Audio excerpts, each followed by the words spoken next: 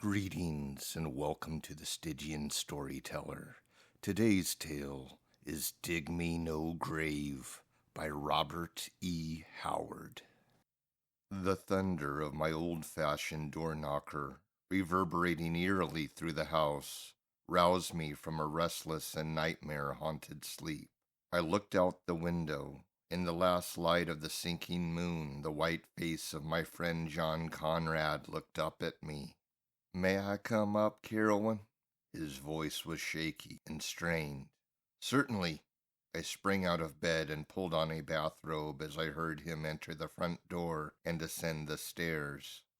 A moment later he stood before me, and in the light which I had turned on I saw his hands tremble and noticed the unnatural pallor of his face. "Old John Grimlan died an hour ago," he said abruptly. "Indeed? I had not known that he was ill." "It was a sudden virulent attack of a peculiar nature, a sort of seizure somewhat akin to epilepsy. He has been subject to such spells of late years, you know." I nodded. I knew something of the old hermit-like man who had lived in his great dark house on the hill. Indeed, I had once witnessed one of his strange seizures, and I had been appalled at the writhings, howlings, and yammerings of the wretch who had groveled on the earth like a wounded snake, gibbering terrible curses and black blasphemies until his voice broke in a wordless screaming which spattered his lips with foam. Seeing this, I understood why people in old times looked on such victims as men possessed by demons. "Some hereditary taint," Conrad was saying.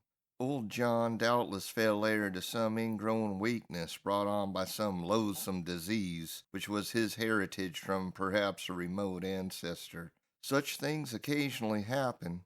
Or else, well, you know old John himself pried about in the mysterious parts of the earth and wandered all over the East in his younger days. It's quite possible that he was infected with some obscure malady in his wanderings. There are still many unclassified diseases in Africa and the Orient." "But," said I, "you have not told me the reason for this sudden visit at this unearthly hour, for I notice that it is past midnight." My friend seemed rather confused.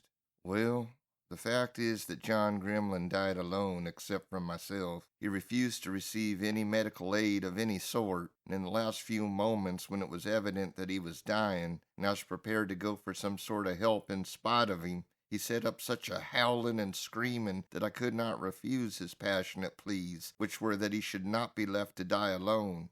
I have seen men die," added Conrad, wiping the perspiration from his pale brow, "but the death of John Grimlan was the most fearful I have ever seen."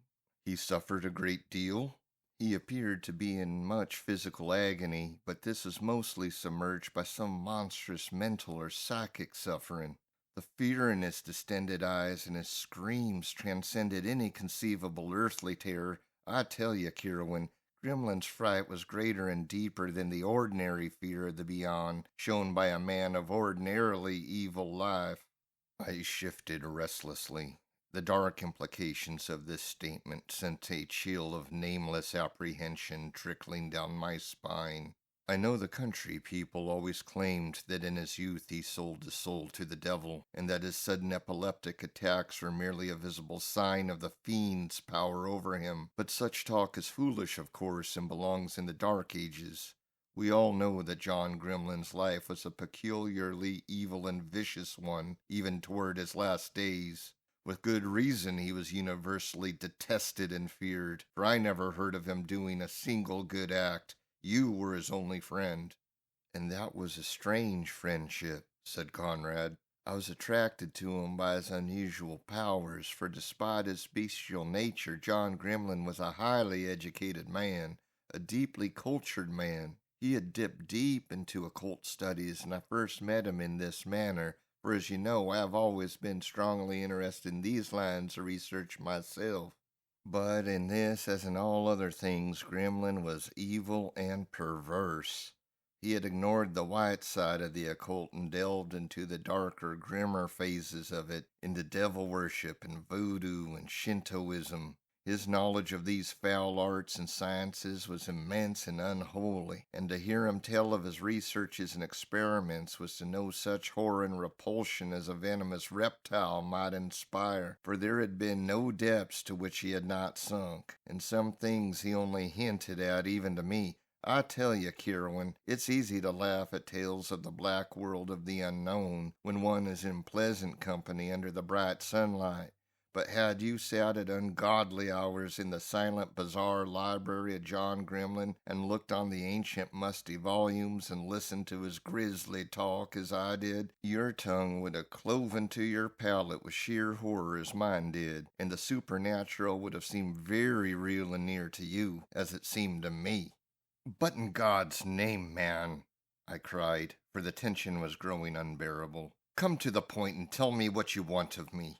I want you to come with me to John Grimlan's house and help carry out his outlandish instructions in regard to his body. I had no liking for the adventure, but I dressed hurriedly, an occasional shudder of premonition shaking me. Once fully clad, I followed Conrad out of the house and up the silent road which led to the house of John Grimlan. The road wound uphill, and all the way, looking upward and forward, I could see that great grim house perched like a bird of evil on the crest of the hill, bulking black and stark against the stars. In the west pulsed a single dull red smear where the young moon had just sunk from view behind the low black hills. The whole night seemed full of brooding evil, and the persistent swishing of a bat's wings somewhere overhead caused my taut nerves to jerk and thrum. To drown the quick pounding of my own heart, I said, "Do you share the belief so many hold, that John Grimlan was mad?" We strode on several paces before Conrad answered, seemingly with a strange reluctance. "But for one incident I would say no man was ever saner, but one night in his study he seemed suddenly to break all bonds of reason. He had discoursed for hours on his favorite subject, black magic, when suddenly he cried as his face lit with a weird, unholy glow, 'Why should I sit here babbling such child's prattle to you? These voodoo rituals, these Shinto sacrifices, feathered snakes, goats without horns, black leopard cults, bah! Filth and dust that wind blows away, dregs of the real unknown, the deep mysteries, mere echoes from the abyss. I could tell you things that would shatter your paltry brain. I could breathe into your ear names that would wither you like a burnt weed. What do you know of Yog-Sothoth or Cthulhu's in the sunken cities? None of these names is even included in your mythologies. Not even in your dreams have you glimpsed the black cyclopean walls of Koth, or shriveled before the noxious winds that blow from Yuggoth. But I will not blast you lifeless with my black wisdom. I cannot expect your infantile brain to bear what mine holds. Were you as old as I, had you seen, as I have seen, kingdoms crumble and generations pass away, had you gathered as ripe grain the dark secrets of the centuries? He was raving away, his wildly lit face scarcely human in appearance, and suddenly noting my evident bewilderment, he burst into a horrible cackling laugh.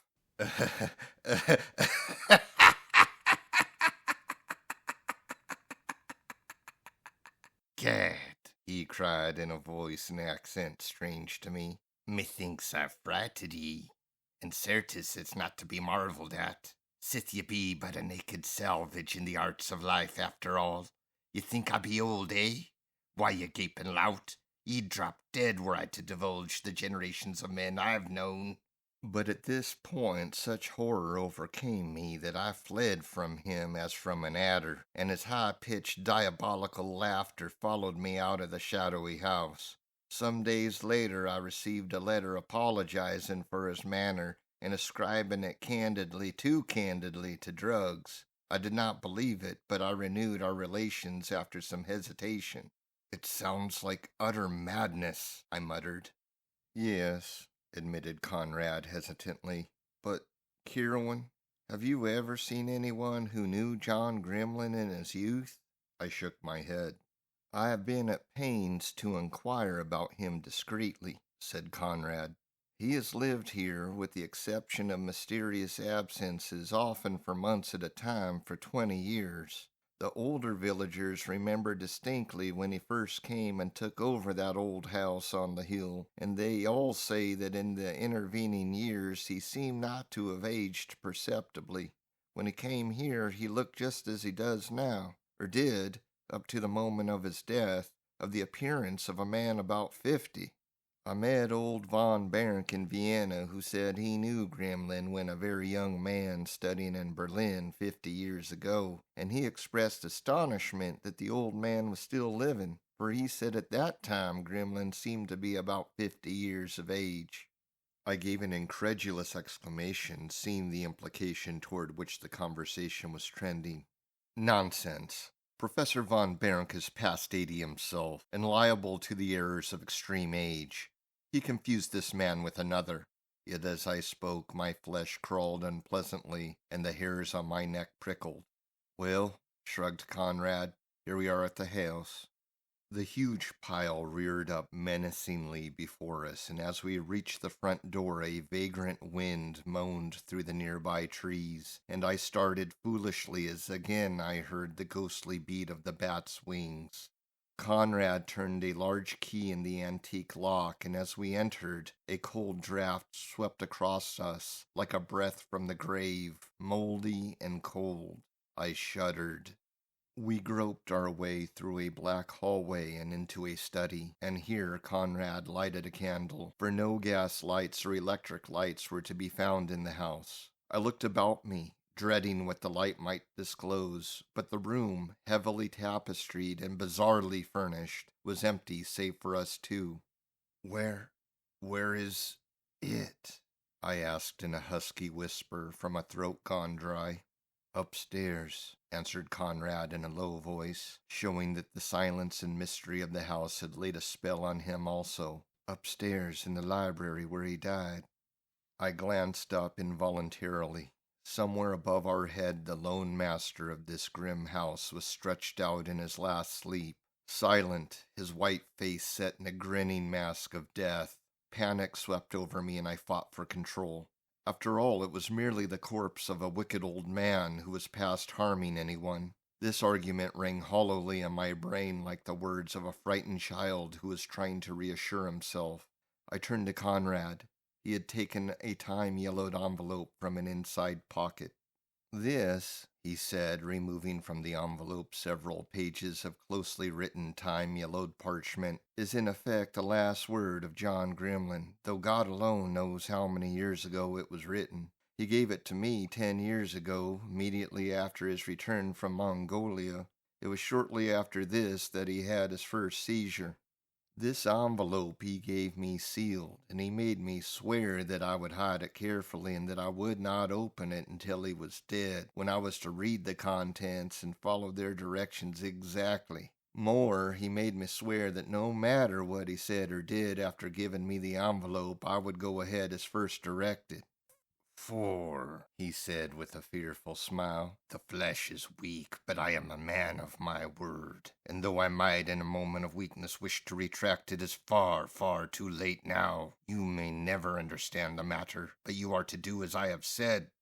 Well, again Conrad wiped his brow. Tonight, as he lay writhing in his death agonies, his wordless howls were mingled with frantic admonitions to bring to him the envelope and destroy it before his eyes.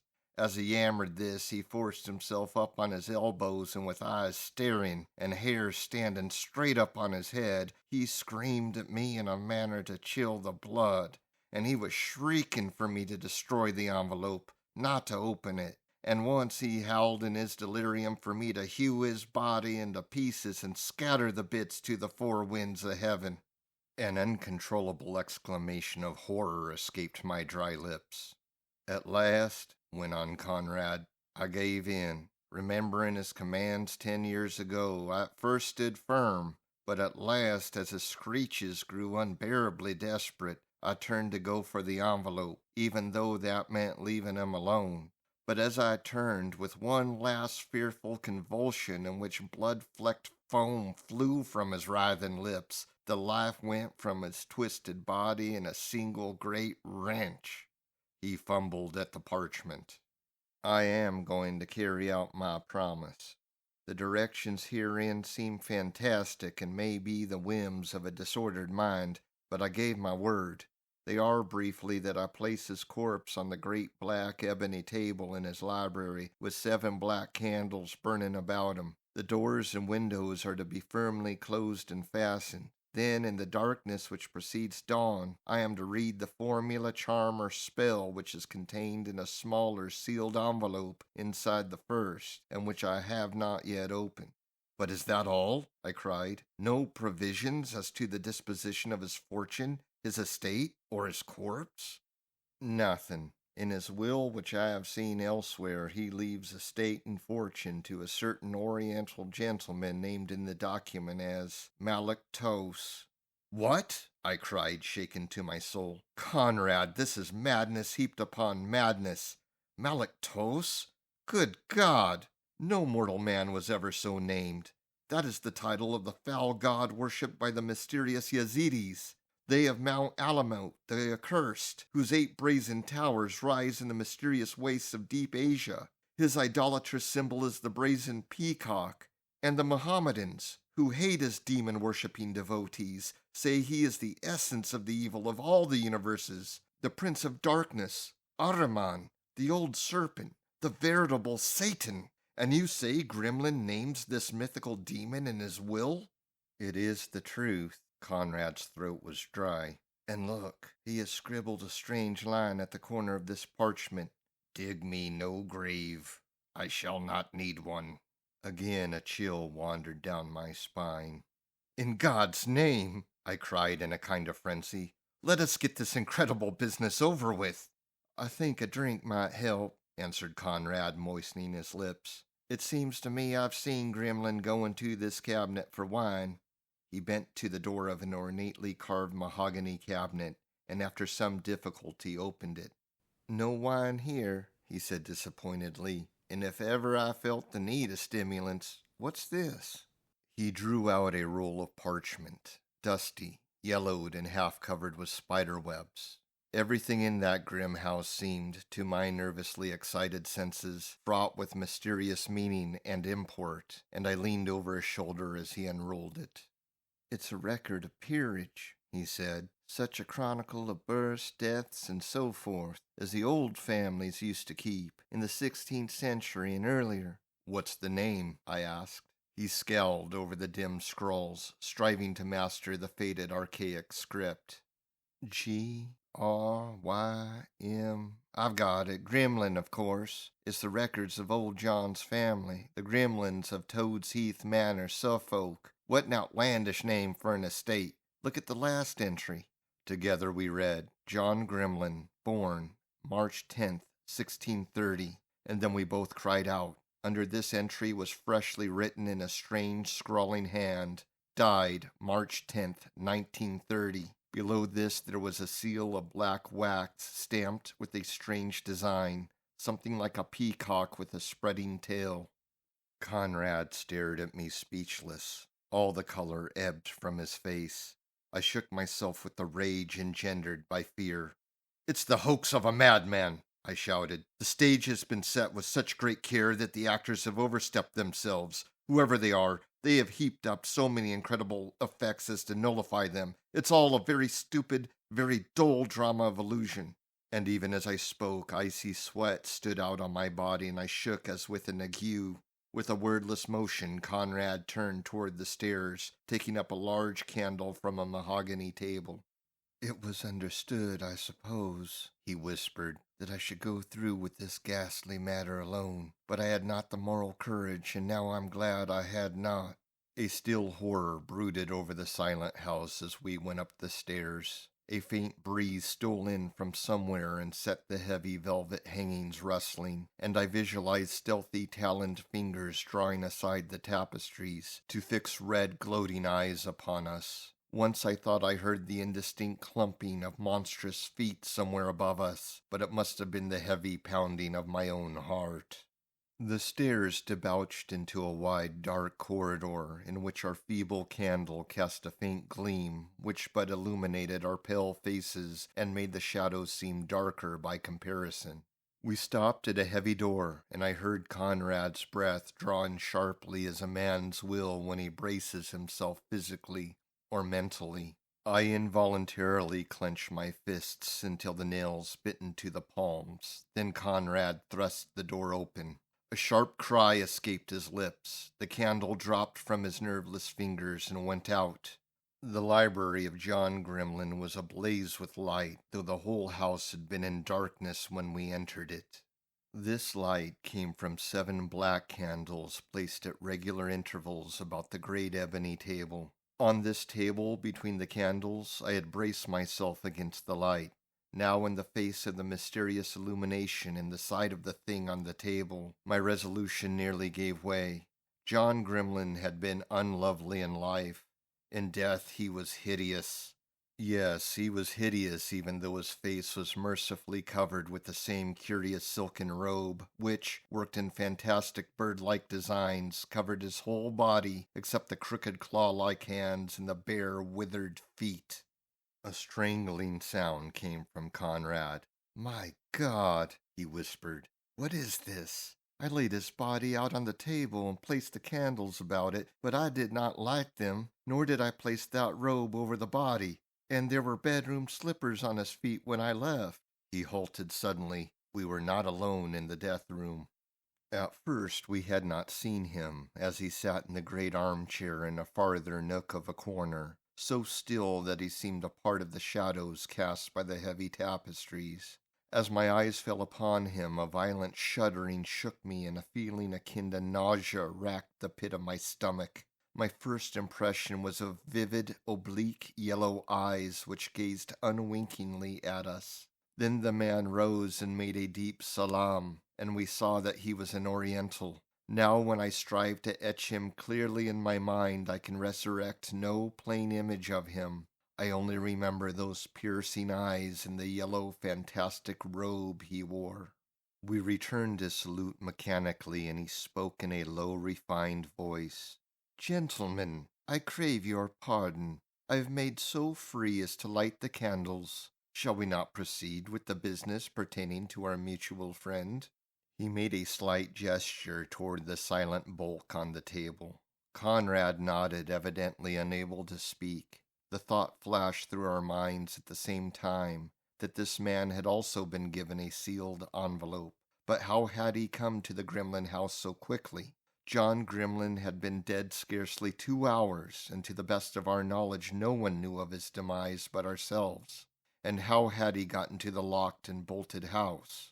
The whole affair was grotesque and unreal in the extreme. We did not even introduce ourselves or ask the stranger his name. He took charge in a matter-of-fact way, and so under the spell of horror and illusion were we that we moved dazedly, involuntarily obeying his suggestions, given us in a low, respectful tone. I found myself standing on the left side of the table, looking across its grisly burden at Conrad. The Oriental stood with arms folded and head bowed at the head of the table, nor did it then strike me as being strange that he should stand there, instead of Conrad, who was to read what Grimlan had written. I found my gaze drawn to the figure worked on the breast of the stranger's robe in black silk, a curious figure somewhat resembling a peacock and somewhat resembling a bat or a flying dragon. I noticed with a start that the same design was worked on the robe covering the corpse. The doors had been locked, the windows fastened down. Conrad, with a shaking hand, opened the inner envelope and fluttered open the parchment sheets contained therein. These sheets seemed much older than those containing the instructions to Conrad in the larger envelope. Conrad began to read in a monotonous drone, which had the effect of hypnosis on the hearer. So at times the candles grew dim in my gaze, and the room and its occupant swam strange and monstrous, veiled and distorted like an hallucination. Most of what he read was gibberish. It meant nothing, yet the sound of it and the archaic style of it filled me with an intolerable horror. To ye contract elsewhere recorded, I, John Grimlan, hereby swear by ye name of ye nameless one to keep good faith. Wherefore do I now write in blood these words spoken to me in this grim and silent chamber in ye dead city of Coth, whereto no mortal man hath attained but me. These words now writ down by me to be read over my body at ye appointed time to fulfill my part of ye bargain, which I entered into of mine own free will and knowledge, being of right mind and 50 years of age, this year of 1680 Anno Domini. Here beginneth ye incantation. Before man was, ye elder ones were, and even yet their Lord dwelleth among ye shadows, to which if a man set his foot he may not turn upon his track. The words merged into a barbaric gibberish as Conrad stumbled through an unfamiliar language, a language faintly suggesting the Phoenician, but shuddery with the touch of a hideous antiquity beyond any remembered earthly tongue. One of the candles flickered and went out. I made a move to relight it, but a motion from the silent Oriental stayed me. His eyes burned into mine, then shifted back to the still form on the table. The manuscript had shifted back into its archaic English. And ye mortal which gaineth to ye black citadels of Coth, and speaks with ye dark lord whose face is hidden, for a price may ye gain his heart's desire, riches and knowledge beyond counting, and life beyond mortal span, even 250 years. Again Conrad's voice trailed off into unfamiliar gutturals. Another candle went out. Let not ye mortal flinch as ye time draweth nigh, for payment and ye fires of hell lay hold upon ye vitals as the sign of reckoning. For ye prince of darkness taketh his due in ye end, and he is not to be cozened. What ye have promised, that shall ye deliver. Augantha ne Shuba. At the first sound of those barbaric accents, a cold hand of terror locked about my throat. My frantic eyes shot to the candles, and I was not surprised to see another flicker out. Yet there was no hint of any draught to stir the heavy black hangings. Conrad's voice wavered. He drew his hand across his throat, gagging momentarily. The eyes of the Oriental never altered. Among ye sons of men glide strange shadows forever. Men ye see ye tracks of ye talons, but not ye feet that make them. Over ye souls of men spread great black wings. There is but one black master, though men call him Satanas and Beelzebub and Apollyon and Ahriman and Malaktos. Mists of horror engulfed me. I was dimly aware of Conrad's voice droning on, both in English and in that other fearsome tongue whose horrific import I scarcely dared try to guess. And with stark fear clutching at my heart, I saw the candles go out one by one. And with each flicker as the gathering gloom darkened about us, my horror mounted. I could not speak, I could not move. My distended eyes were fixed with agonized intensity on the remaining candle. The silent Oriental at the head of that ghastly table was included in my fear. He had not moved nor spoken, but under his drooping lids his eyes burned with devilish triumph. I knew that beneath his inscrutable exterior he was gloating fiendishly. But why? Why? But I knew that the moment the extinguishing of the last candle plunged the room into utter darkness, some nameless, abominable thing would take place. Conrad was approaching the end. His voice rose to the climax in gathering crescendo. Approacheth now ye moment of payment. Ye ravens are flying, ye bats wing against ye sky. There are skulls in ye stars. Ye soul and ye body are promised and shall be delivered up. Not to ye dust again, nor ye elements from which spring life. The candle flickered slightly. I tried to scream, but my mouth gaped to a soundless yammering. I tried to flee, but I stood frozen, unable even to close my eyes. Ye abyss yawns, and ye dead is to pay. Ye light fails, ye shadows gather. There is no God but evil, no light but darkness, no hope but doom. A hollow groan resounded through the room. It seemed to come from the robe-covered thing on the table. That robe twitched fitfully. "Oh, wings in your black dark!" I started violently. A faint swish sounded in the gathering shadows. The stir of the dark hangings? It sounded like the rustle of gigantic wings.